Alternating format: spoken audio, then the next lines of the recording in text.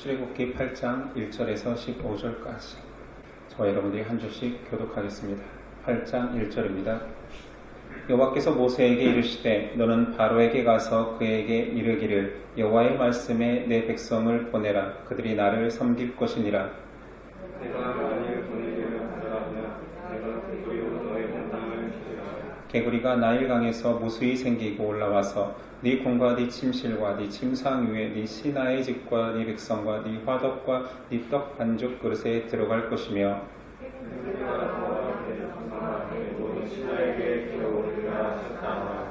여호와께서 모세에게 이르시되 아론에게 명령하기를 네 지팡이를 잡고 네 팔을 강들과 운하들과 옷 위에 펴서 개구리들이 애굽 땅에 올라오게 하라 할지니라.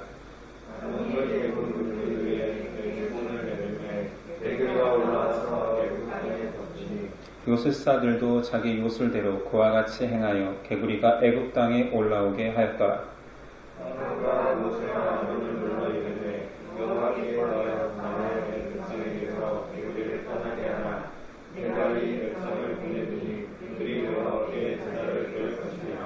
모세가 바로에게 이르되 내가 왕과 왕의 신하와 왕의 백성을 위하여 이 개구리를 왕과 왕궁에서 끊어 나일강에만 있도록 언제 강구하는 것이 좋을는지 내게 분부하소서.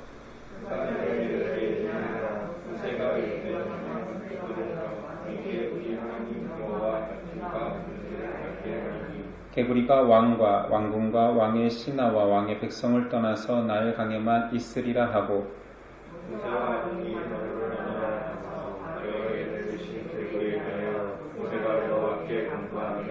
여호와께서 모세의 말대로 하시니 개구리가 집과 마당과 밭에서부터 나와서 죽은지라. 함께 읽습니다. 그러나 바로가 숨을 쉴 수 있게 됨을 보았을 때 그의 마음을 완악하게 하여 그들의 말을 듣지 아니하였으니 여호와께서 말씀하신 것과 같더라. 아멘. 오늘 제목은 후회하는 인생과 회개하는 인생. 오늘은 애굽의 10가지 재앙 중 두 번째 개구리 재앙입니다. 재앙 전 하나님은 한결과 같이 하나님의 메시지를 먼저 전하십니다. 1절 여호와께서 모세에게 이르시되 너는 바로에게 가서 그에게 이르시기를 여호와의 말씀에 내 백성을 보내라. 그들이 나를 섬길 것이니라. 하나님은 아무리 불의한 자라 할지라도 회개하고 돌이킬 수 있는 메시지를 전하십니다. 하나님은 공의로우십니다. 그분의 메시지는 한결같고 분명합니다. 하나님의 명령 첫 번째는 내 백성을 보내라죠. 이스라엘 백성은 하나님을 섬기기 위해서 애굽으로부터 분리되어야 됩니다. 애굽은 우상의 땅, 죄가 가득한 땅이어서 그곳에서 예배 드릴 수는 없습니다. 거절에 대한 두 번째 재앙 심판을 말씀하시죠. 2절 내가 만일 보내기를 거절하면 내가 개구리로 너의 온 땅을 치리라. 불의한 자들에게 면할 기회를 분명히 주셨습니다. 방법도 주셨습니다. 내 말을 지키면 면하리라. 그것을 거절한 바로와 애굽에게 심판은 변명의 여지가 없습니다. 심판을 면할 기회를 준 창조주 하나님의 말씀을 거역한 거죠. 그의 메시지를 멸시한 것입니다. 애굽에 시작된 두 번째 재앙은 개구리 재앙입니다. 5절이야. 여호와께서 모세에게 이르시되 아론에게 명령하기를 네 지팡이를 잡고 네 팔을 강들과 운하들과 못 위에 펴서 개구리들의 애굽 땅에 올라오게 하라 할지니라. 아론이 애굽 물들 위에 그의 손을 내밀매 개구리가 올라와서 애굽 땅에 덮이니. 10가지 재앙은 앞에서도 말했듯이 애굽 10가지 우상에 대한 심판의 의미도 내포하고 있다고 말했습니다. 애굽 사람들은 개구리 우상을 숭배했습니다. 그 이름은 헤크트라고 부활과 다신의 신입니다. 애굽 벽화에 유명한 벽화가 하나 있으니 여성의 몸에 개구리 얼굴을 하고 무릎을 꿇고 있는 모습이 나옵니다. 그 신이 바로 헤크트, 부활과 다산의 신입니다.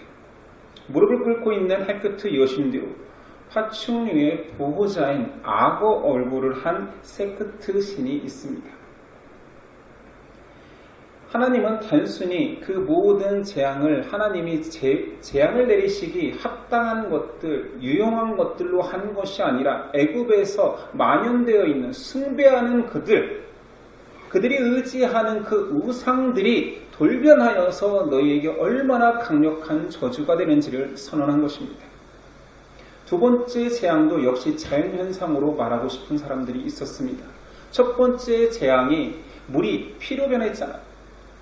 나일강이 피로 변하는 사건을 저 붉은색은 상류에 황토 흙이 묻어서 내려오는 레드 나일 현상이다라고 했습니다.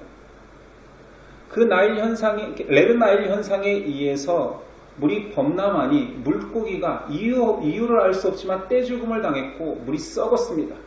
그래서 더 이상 물에서 살 수 없는 개구리가 기어 나왔다라고 그들은 유추합니다.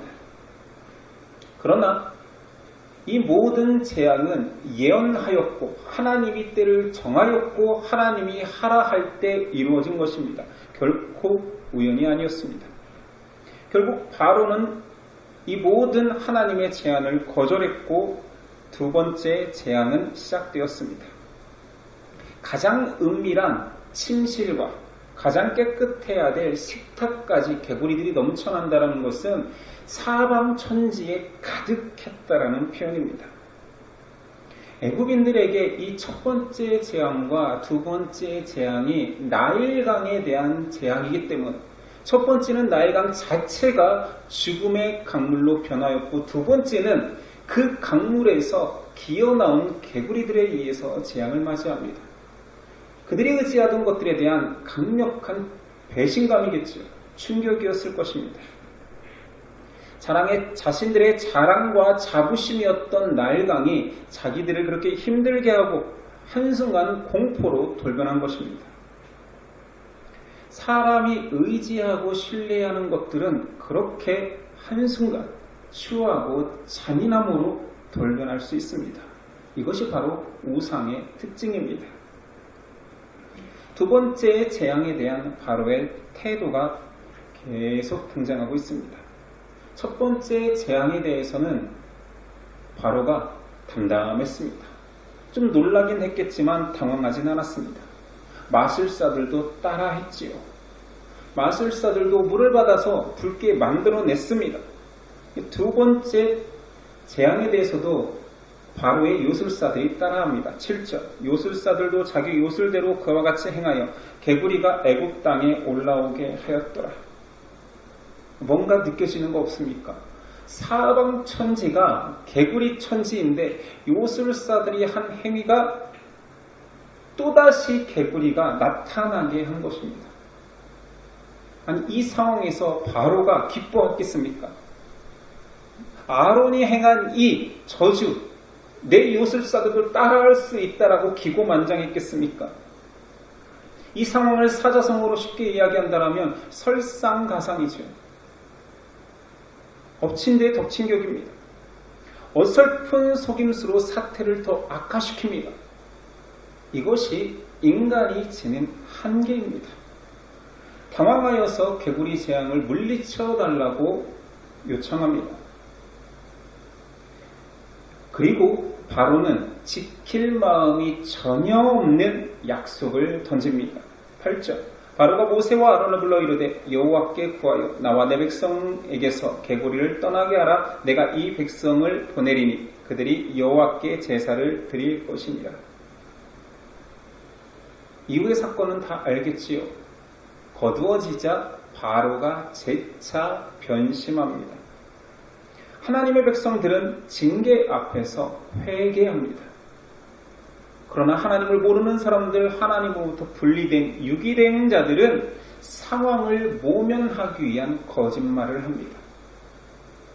그들의 마음도 후회라는 것이 있습니다. 후회와 회개는 다릅니다. 재앙이, 고통이 물러가면 다시 자신들에 의해서 안전이 확보된 것처럼 오망불순해집니다. 이것은 그냥 후회일 뿐입니다. 죄된 이런 인간의 마음을 시인이 고발하길 시편 78편 34절이에요. 하나님이 그들을 죽이실 때 그들이 그에게 구하여 돌이켜 하나님을 간절히 찾았고 하나님이 그들의 반석이시며 지존자이신 하나님이 그들의 구속자이심을 기억하였도다. 그러나 그들이 입으로 그에게 아첨하며 자기 혀로 그에게 거짓을 말하였으니 이는 하나님께 향하는 그들의 마음이 정함이 없으며 그의 언약에 성실하지 아니하였음이로다. 모든 사람들이 위기를 만나면 하나님을 간절히 찾았고 하나님이 지존자요 반석이요 구속자임을 기억한대요. 여기까지만 보면 굉장히 신실한 사람 같잖아요. 그러나 그들의 입은 거짓이래요.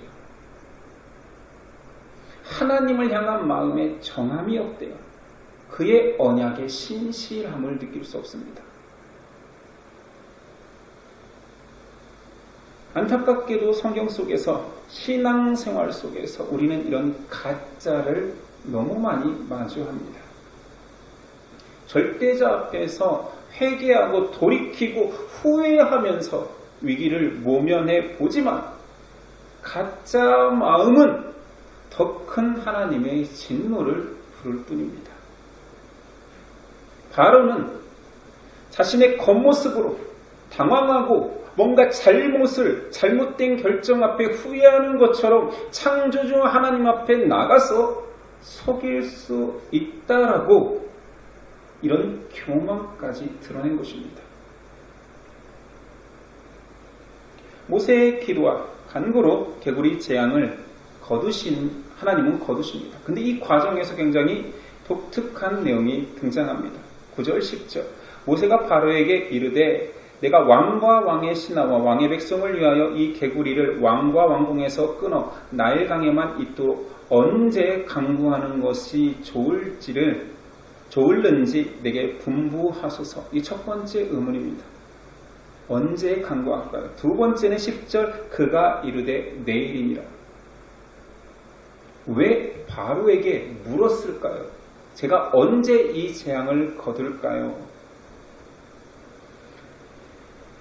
바로에게 이 재앙을 거두게 한 이유를 제가 묵상해 보기로는 하나님께서 흔들리는 모세, 사명을 감당하기 전 모세에게 바로에게 너가 신같이 되게 하리라 라는 약속을 하셨습니다. 바로에게 제가 언제 이 일을 하나님께 간구할까요? 묻는 것은 바로가 모세에 대해서 간절히 매달리는 입장을 취하게 하기 위함이 아니었을까? 제가 언제 할까요? 내 이때 좀 해주세요. 9절에 우리 한글 번역에는 나오지 않지만 생략된 부분이 있습니다. 한글 성경은 가끔 해석하기 애매하면 빼버립니다. 9절에 모세가 바로에게 이르되 이 다음에 한 문장이 빠졌으니 당신은 나를 영화롭게 또는 영광스럽게 여기라 이런 표현이 들어갑니다. 굉장히 문맥상 말은 안 되는 것 같아요. 그러나 앞에서 바로에게 그 시기를 물은 모세의 의도가 하나님의 대리자로서 땅에서 가장 높은 황제조차도 간구해야 되는 존재로 모세가 높아지기 위함이라면 이 생략된 부분도 해석이 가능합니다. 당신은 나를 영광스럽게 여기라. 이 말은 뺄 이유가 전혀 없었거든요. 근데 문맥상 이걸 넣어버리면 주석이 들어가야 되는, 해석이 들어가야 되기 때문에 복문이 될 가능성이 크기 때문에 그냥 뺀 것 같습니다. 이 9절 번역을 칼빈은 이렇게 주석해냈습니다. 그대로 읽어보겠습니다. 이처럼 너는 바로겠지요. 자신의 능력을 의지하고도 온당치 못하게도 스스로 환호를 부르고 후에는 마술에 미쳐버리게 되나 너는 너를 위해 하나님께 탐원해주는 중보자와 후원자를 갖고 있는 것을 자랑하라. 이 문장도 굉장히 어렵죠. 그러니까 쉽게 제가 의역한다라면 너 그렇게 기고만장하고 네 주변에 마술사들이 넘쳐나지만 아무것도 못하잖아. 그런데 만군의 하나님께 간구할 수 있는 나 후원자 중보자를 가지게 된 거 바로 너 자랑하고 다녀라. 기뻐해라, 영광스럽게 여겨라. 나 아는 거 얼마나 영광인 줄 알아? 이런 표현이잖아. 자, 두 번째, 왜 그러면 바로는 내일, 아니 재앙이 개구리가 사방에 침상까지 다 점령하고 식탁까지 점령한 상황에서 왜 내일이라고 했을까요? 첫 번째는 상식적입니다. 바로가 굉장히 상식적인 선택을 한 거지요. 나일강에서 기어나온 이 개구리들이 최소한 나일강까지 다시 돌아가려면 하루쯤 걸리겠다. 내일까지 해라. 이런 상식적인 답변을 했을 가능성이 큽니다. 그만큼 아직도 그 모든 재앙을 허락하신 만군의 하나님의 능력을 모르고 있는 것이요. 지금 다 내 눈앞에서 사라지게 해주십시오 하면 가능했던 일이기도 합니다. 그런데 그의 한계 속에는 내일까지면 최상이다라 여겼을 것입니다. 그런데 결과는 어떻게 되었습니까? 개구리가 집에 돌아가지 않았습니다. 그냥 그 자리에서 죽어버렸지요. 악취가 진동합니다. 또 한 가지 이유는 내일이라고 한 것은 바로의 교활함과 사악함의 결론이 아닐까 싶습니다. 자, 이 약속을 했고 그 약속을 지킨다라는 것은 이 재앙을 물리쳐주면 내 포로와 같고 내 종과 같은 이스라엘을 놓아줘야 된다라는 것이 결론이잖아요. 그렇다면 이 공경에서 벗어나면 이 사태를 어떻게 다시 모세와 이스라엘 백성을 속여서 반전으로 이끌까 꾀를 내는 것입니다. 궁리할 시간이 필요한 거지. 악인들은 지혜롭습니다. 아무리 당황스러워도 자신의 이익을 위한 모든 상황들이 정말 똑똑하게 계속 돌아가는 것입니다. 정말 큰 위기 앞에서도 목숨의 경각에 달려도 이익을 위해서라면 머리는 회전하기 시작합니다. 로마서 16장 19절 유명한 말씀이죠. 의인을 묘사할 때 악한 데는 지혜롭고 악한 데는 미련하고 선한 데는 지혜롭기를 기도합니다. 근데 악인들의 경전은 반대인 것 같아요. 악한 데는 지혜롭고 선한 데는 미련하라 라고 써있는 것 같습니다. 사람이 악을 궁리하는 데에는 정말 성실하고 정말 놀라운 은혜를 발휘하는 것 같습니다. 오늘 바로처럼. 결국 재앙에서 벗어남과 동시에 바로는 하나님을 배신합니다. 모세와 아론이 기도하고 재앙은 사라졌습니다. 12절이요. 모세와 아론이 바로를 떠나 나가서 바로에게 내리신 개구리에 대하여 모세가 여호와께 간구하며 여호와께서 모세의 말대로 하시니 개구리가 집과 마당과 밭에서부터 나와서 죽은지라 사람들이 모아 무더기로 쌓으니 땅에서 악취가 나더라. 이제 바로의 숨통이 트였습니다. 그러니 이제 또 지혜가 작동하는 것입니다. 약속을 저버립니다. 많은 사람들이 고통과 고난 속에서는 본능적으로 살기를 발버둥치며 후회합니다. 다시는 이러지 않아야지. 그러나 그 고난이 지나가면 여전히 완고함으로 빠르게 되돌아갑니다. 죄는 이렇듯 사람을 완벽하게 속입니다. 그래서 죄의 결과를 놓고 보면 사람이 당하는 중독과 굉장히 흡사합니다. 도박 중독으로 예를 든다면 한 번만 이 상황에서 구제해주면 다시는 하지 않아야지. 다시는 하지 않아야지. 심지어 자신의 손가락을 절단하고 손목을 절단하면서까지 다짐합니다. 그러나 죄는 알코올 중독자 앞에 놓인 술병처럼 목숨을 내놓아야 되는 상황인 것 같으면서도 그 목숨과 그 술병을 바꾸는 것이 사람이고 그게 죄의 속성입니다. 바로의 배신은 지금 시대에도 계속되고 있습니다. 고통과 공포에서 벗어나기 위해서 발버둥치며 회개하고 때로는 절대자를 찾고 하나님을 찾습니다. 그리고 용서를 빌지요. 그러나 이내 그 고난에서 벗어나기만 하면 급속하게 내가 언제 그랬냐는 듯이 원래의 모습으로 되돌아갑니다. 그 현대인들의 특징일까요? 아니면 현대 신앙인들은 뭔가 다를까요? 예전에 제 선배 목사님 하나와 대화를 나누다가 자기가 병원 신방 갔을 때의 이야기를 좀 놀라서 충격받아서 한 이야기를 전했습니다.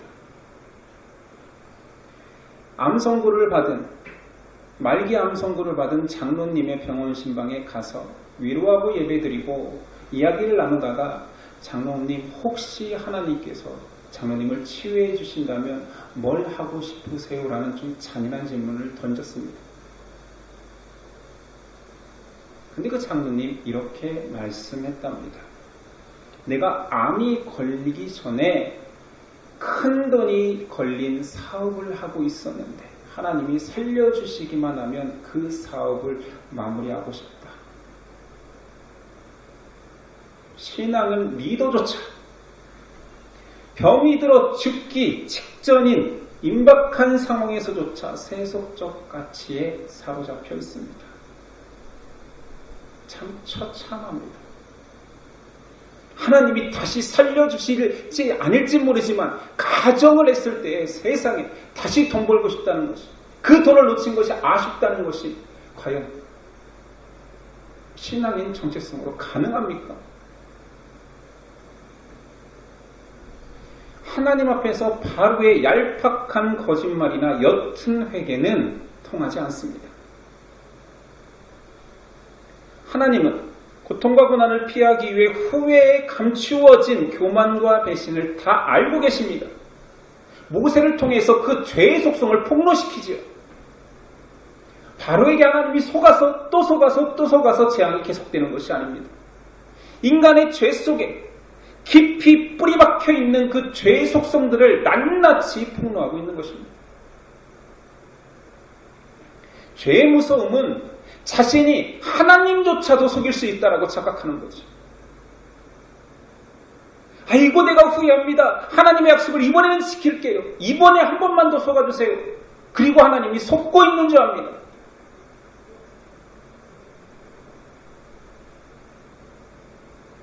죄의 무서움이지요. 그리고 사람의 교만함입니다. 오늘 말씀 속 결론은 다 알다시피 아주 단순하고 명확합니다. 인간의 우상은 무너집니다. 그리고 하나님의 영광만 드러납니다. 인간이 신뢰하며 신봉하는 우상들은 한순간 사람에게 유익이었던, 사람에게 위로가 되었던 그 우상은 한순간에 돌변하여서 저주로 돌아옵니다. 이 영적 폭로와 재앙 속에서 죄인들은 그 교만함과 자신의 지혜를 끝까지 의지합니다. 폭로당하고 우상이 무너지면 돌이키고 회개할 것 같지요. 후회는 합니다. 그 재앙의 가운데 있을 때는 엄청난 후회를 합니다. 다시는 이러지 않아야지.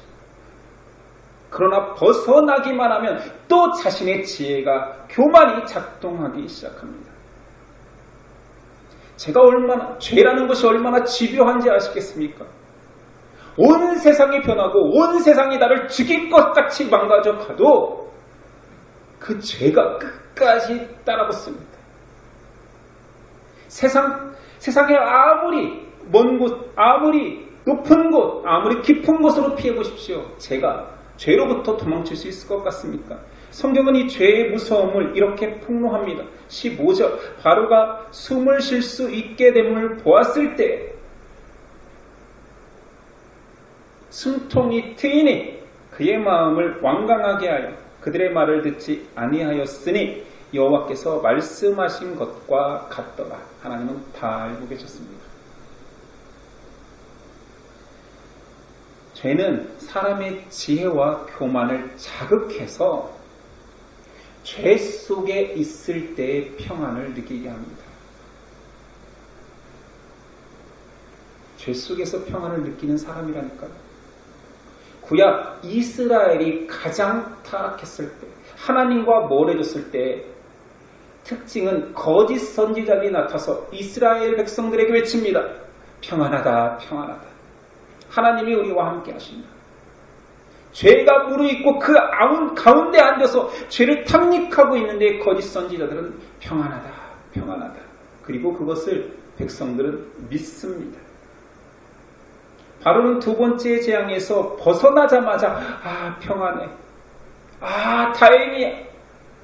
그러면서 또 거짓을 행하는 거지. 또 어떻게 하나님과 모세를 속일지 궁리하기 시작합니다. 죄는 우리를 그렇게 넘어뜨립니다. 너의 삶에 하나님이 없어도 평안하다, 평안하다. 혹 문제가 생기걸랑 그때 하나님을 찾아도 늦지 않다. 그때 필요한 게 절대자예요. 그 전까지는 평안하니 네 마음대로 살아라. 네 가치로 살아라 유혹합니다. 사람은 자력으로 절대로 죄로부터 벗어날 수 없습니다. 죄는 굉장히 약한 접촉으로 일어나는 것 같아요. 물속에서 거머리가 흐르는 물속에서 그냥 흘러가듯 몸에 붙습니다. 그러나 그가 피를 빨기 시작하면 몸속으로 파고듭니다. 그렇게 부드럽게 다가와 우리에게 체화되는 것이 죄입니다. 민수기 32장 23절 너희 죄가 반드시 너희를 찾아낼 줄 알라. 도망칠 수 없습니다. 죄로부터 도망치거나 자유할 수 있는 사람은 단 한 사람도 없습니다.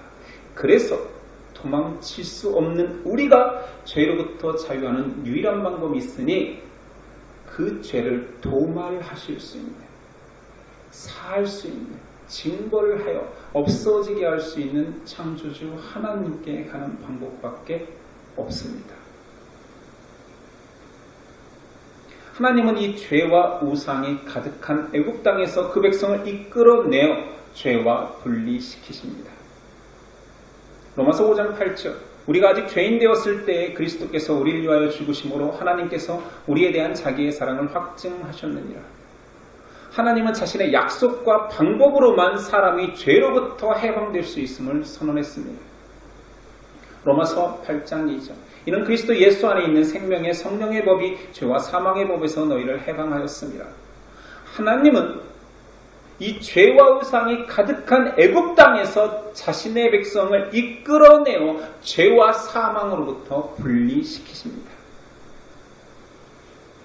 명심하십시오. 신앙은 도덕적으로 갈고 닦는 것이 아닙니다. 기독교 신앙은 후회하고 돌이킴의 연속이 아니라 그 모든 죄를 그대로 가지고 하나님께 고하고 하나님께 회개하여 하나님께 돌아오는 것이 기독교 신앙입니다. 바로는 두 번째뿐만 아니라 10번째까지 계속 후회하고 결국은 생명을 잃고서야 또 후회하지만 잘 생각해 보십시오. 그 후회가 하나님을 의지하는 회개로 바뀌었습니까? 그 재앙이, 그 고통이 바로와 애굽 사람들이 하나님께로 돌아오는 수단이 되었습니까? 아니요. 후회와 회개는 다릅니다. 많은 사람들이 신앙한다고 하면서 후회하고 돌이키는 삶을 자신의 도덕성을 기반으로 신앙하려 합니다. 내가 잘못했지. 내가 잘못했어. 이것은 하나님께 회개해야 돼. 라고 생각하면서 계속 도덕적으로만 후회하는 인생을 삽니다. 반성하기만 하죠. 반추하기만 합니다. 하나님께 돌아오라는 것이 목적임에도 불구하고 하나님께 돌아와 회개하는 건데 하나님께 돌아오지 않고 하나님 편에 서지 않고 하나님의 뜻에 서지 않고 그냥 후회합니다. 제가 이 결정을 잘못했지요. 다음에는 좀 더 바른 결정을 하도록 하나님 지혜 주세요 이야기합니다. 그냥 하나님을 도구로만 쓰는 거지요. 하나님은 지혜로워라고 하지 않습니다. 하나님은 내 편에 서라. 나를 의지해라. 나의 것이 되어라라고 얘기합니다. 하나님의 사람들은 하나님께 돌아오는 회개하는 인생을 삽니다. 태도와 양상이 회개와 후회도 비슷합니다. 그러나 하늘과 땅 사이에 차이가 있으니 그 죄의 결론의 문제인 거지요. 후회는 죄를 떨친 것이 아닙니다. 죄가 사라진 것이 아닙니다. 하나님 앞에서 도말된 것이 아닙니다. 또다시 더 큰 죄로, 첫 번째 재앙보다 더 큰 재앙으로, 더 큰 재앙으로, 결국에는 정말 감당할 수 없는 큰 재앙으로 다시 돌아오는 것이 후회하는 인생입니다. 많은 사람들이 자신의 잘못과 잘못된 선택을 후회하며 삽니다. 신앙인은 후회하는 인생을 사는 것이 아니라 회개하는 인생을 삽니다. 하나님께 돌아가는 인생을 사는 거죠. 예신 형제 자매들, 자신의 방식으로 이것은 잘못했어. 이것은 더 좋은 선택이 있었는데 내가 왜 그때 그 선택을 하지 못했을까를 고민하지 마십시오. 내가 그때 하나님께 돌아왔는가? 지금의 이 상황에서 내가 하나님을 향하여 마음을 돌이키고 있는가? 나는 지금 내가 서 있는 곳이 하나님이 원하는 자리인가를 떠올리십시오. 하나님이 선택하여 불렀다라는 것은 하나님이 임재하는 그 자리에 앉혔다. 하나님의 바운더리 안에 들어와 있다는 의미입니다. 유기된 자들은 그의 모든 도덕적 행위와 그의 모든 성실함이, 그들의 모든 신앙이 자신에게 집중되어서 하나님 바운더리 안이 아닌 그 밖에서 하나님과 절대자를 찾는 행위를 지혜롭게 또는 성실하게 해는, 그러나 그 결과는 더 악화되는 사람들인 것입니다. 이 차이를 아시겠습니까? 우리는 하나님께 돌아와 회개하는 인생 됩시다. 택함받은 자들의 특권은 하나님께 안 혼난다, 징계 없다가 아닙니다. 하나님께 혼난다. 그러나 하나님이 용서해 주시고 하나님 안에 있다입니다. 십자가는 우리를 영구히 평화롭게 살게 하지 않고, 십자가로 씻음받은 그 사람은 자기 십자가가 생기는 것입니다. 하나님의 사람의 증표인 거죠. 특권인 거죠. 하나님께 용서를 구하는 인생이 축복된 인생입니다. 위기를 만났을 때 머리가 팽팽 돌아가고 세상적 지혜가 총동원되는 사람이 아닌, 위기를 만났을 때 하나님의 자리로 묵묵히 돌아가는 인생이 되십시오. 그런 연습을 하십시오. 그것이 축복된 길이며, 그것이 우리를 다시 살리는 길이며, 종국적으로 인생이 승리하는 길임을 명심합시다. 우리는 지혜롭지 않습니다. 죄는 지혜롭습니다.